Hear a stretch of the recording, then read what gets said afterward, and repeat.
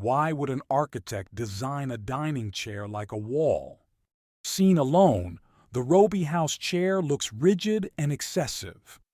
Place 6 around Wright's table, add the integrated lamps, and a second room appears inside the first. The chair becomes a wall. Light becomes a ceiling. Hello and welcome to FZ Architecture.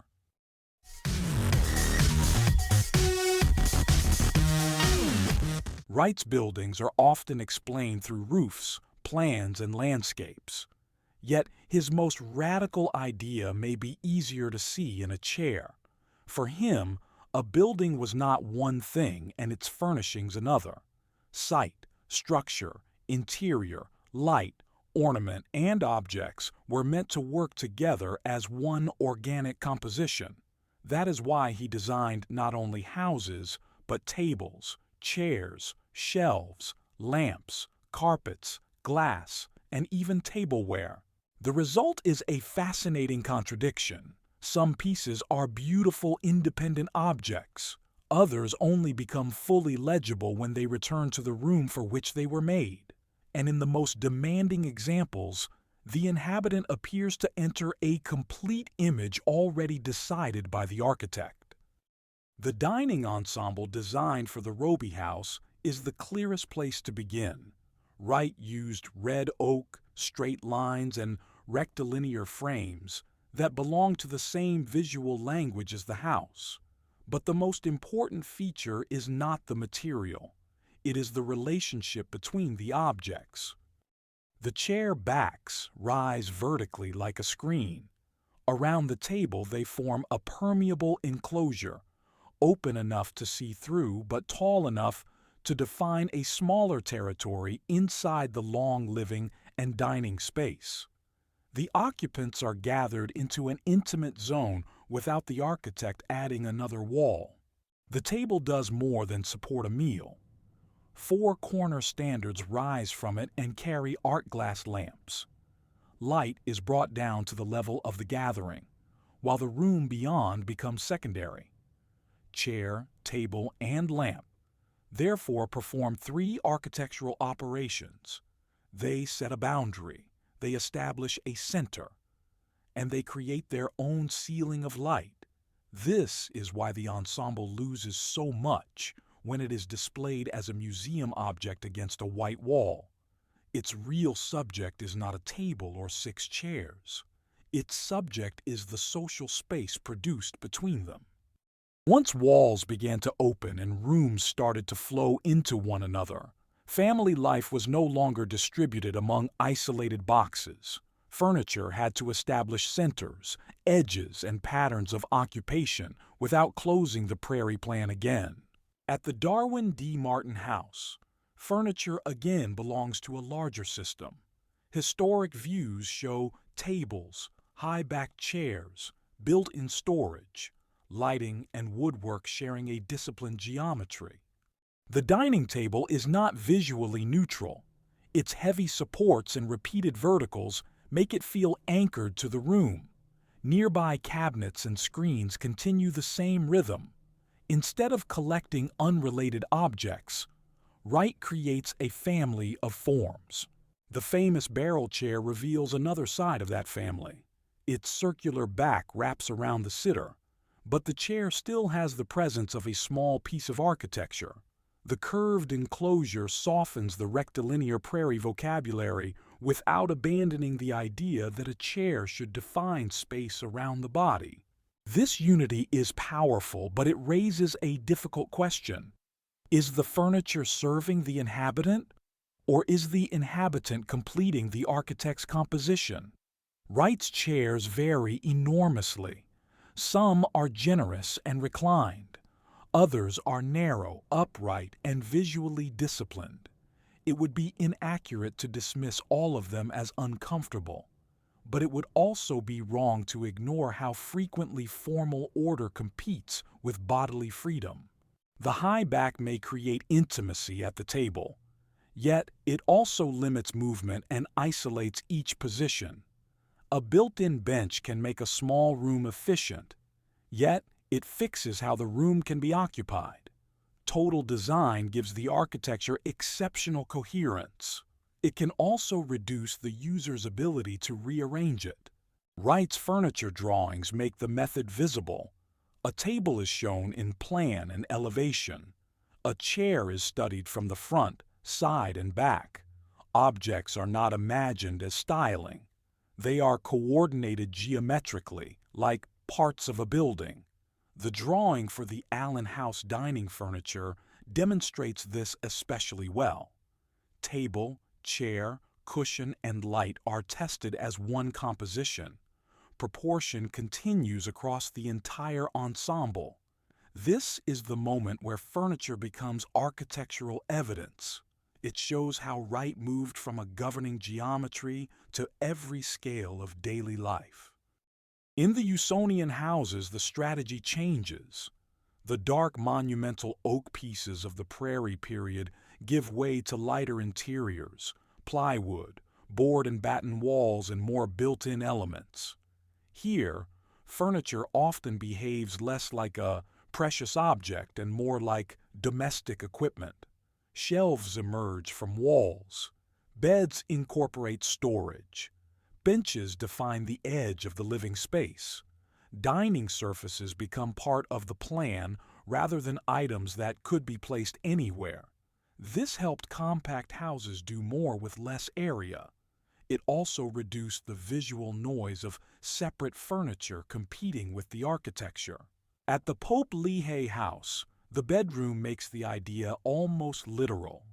The bed base, long shelf, and corner shelves read as extensions of the wooden wall plane. The room is small, but the continuous horizontal lines keep it from feeling cluttered. The furniture does not announce itself as a collection. It edits the room. Storage, display, and sleeping are absorbed into the architecture. That integration is economical in space, but it is also prescriptive. The shelf tells us where objects belong. The bed tells us how the room is occupied. Wright is not only designing form, he is proposing a pattern of life. The strongest Usonian interiors balance fixed elements with open territory. Built-ins hold the perimeter, while the center remains available for movement and looser seating. This is more subtle than simply attaching every object to a wall. The fixed furniture can protect openness, provided it does not overdetermine the room.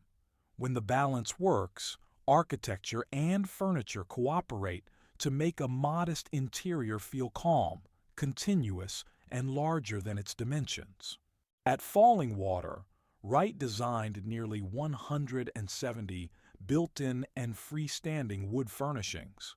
Their North Carolina black walnut, cantilevered horizontal elements, and softened corners repeat characteristics of the building itself.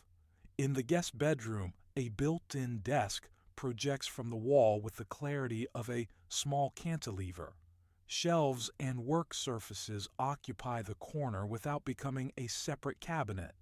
The rounded edges recall the softened concrete parapets elsewhere in the house. The analogy is not decorative. The furniture shares the building's structural imagination. Planes extend, overlap, and appear to float. Fallingwater also clarifies the practical challenge of total design. A complete interior ages as a complete system.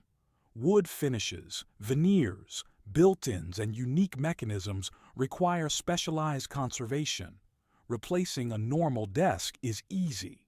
Repairing a desk that is also part of a historic wall is another matter.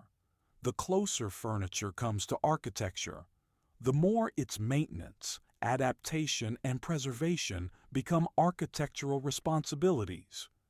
Wright had already tested the idea beyond the home at the Larkin Administration Building. He designed the interior as a complete working environment, including built-in desks and purpose-made chairs. The furniture participated in a carefully ordered world of light, ventilation, circulation, and labor. This was no longer a private dining ritual. It was the organization of a company.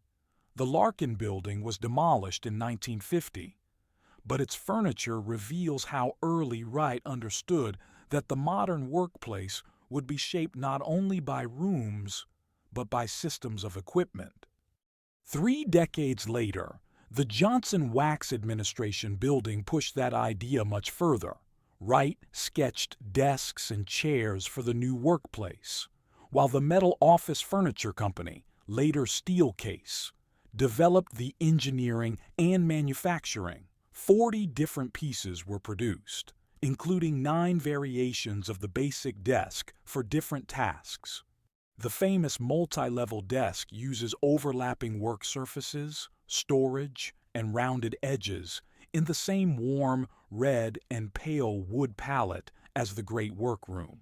It behaves like a miniature landscape, a field of horizontal planes beneath Wright's branching columns. This was not simply branded furniture for a famous building. It was an integrated office environment, and the desk anticipated the logic of the modern workstation. Across these projects, Wright's furniture performs 4 recurring roles. It extends the geometry of the building. It creates territories inside open plans. It concentrates light and social activity. And it turns walls and work surfaces into equipment. But there is always a negotiation between integrity and freedom. The more complete the composition, the less neutral it becomes. The architect gains control. The inhabitant may lose options. Wright's best furniture resolves this tension so well that the object almost disappears. We remember the experience of gathering, reading, working, or looking into the landscape. The weaker pieces remain beautiful commands. Objects that ask the body to obey the image. So the next time a Frank Lloyd Wright chair looks strange in a museum, imagine the missing room around it. Restore the table, the light, the window, the plan, and the people. Only then does the object become architecture again. If you want to continue this analysis, watch our complete study of the Robie House next. Members of FZ Architecture will also receive the illustrated dossier for this episode, with the furniture timeline, annotated comparisons, and source list. Subscribe for more architectural investigations and tell me in the comments, when does total design become total control?